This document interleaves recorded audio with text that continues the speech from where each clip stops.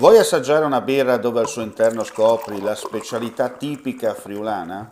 Lumi Beer, il prodotto ricavato in 20 ettari di terreno coltivato orzodistico, biodiversità, performance ambientale. Lumi Beer nelle sue 5 versioni disponibili, 4 per consumo veloce e dissetante e la versione Magnum per intenditori. Lumi Beer si abbina a qualsiasi palato. Lumi Beer è un prodotto esclusivo Azienda Agricola Pancera, il buon seme, i buoni frutti.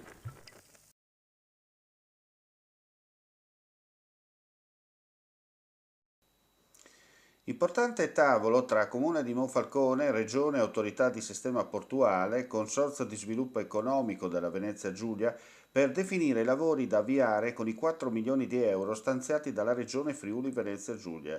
Di questi, 1.200.000 saranno destinati ai lavori di asfaltatura, 2 milioni e 8 tra cablaggio per lo sviluppo tecnologico del porto e allacciamento alla rete fognaria. 630.000 serviranno per immediati lavori di asfaltatura e illuminazione da parte dell'autorità portuale per il miglioramento dell'area.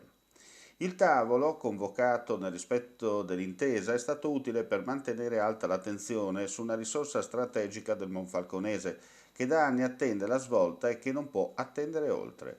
Presenti l'assessore regionale alle infrastrutture Graziano Pizzimenti, l'autorità portuale rappresentata dal neosegretario Vittorio Alberto Torbianelli, dal dirigente Sergio Signore e dall'ingegnere Eric Marcone, il Consorzio di Sviluppo Economico della Venezia Giulia con il presidente Fabrizio Russo e il direttore Cesare Bulfon.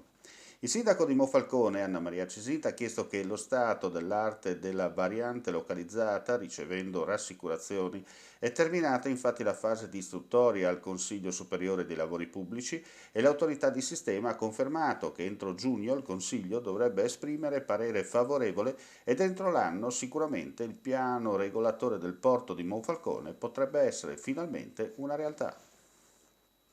Claudine, locale per palati fini e buongustai, dove si mangia, si beve e si respira bird, Collio e quay.